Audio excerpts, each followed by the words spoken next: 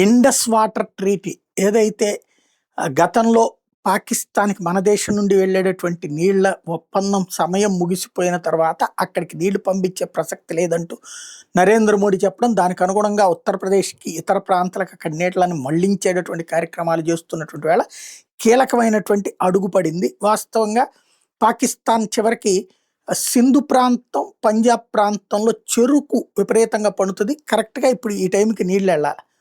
అక్కడ నీళ్లు లేక విలవిలలాడిపోతున్నాయి. అనేక ఎకరాలు, వేల ఎకరాల చెరుకు పంట పూర్తిగా ఎండిపోతోంది. దాంతో స్థానికులు ఆగ్రహంతో ఆందోళనకు దిగుతున్నారు. ఆసిఫ్ మునీర్‌ని తిట్టింది తిట్టకుండా తిడుతున్నారు.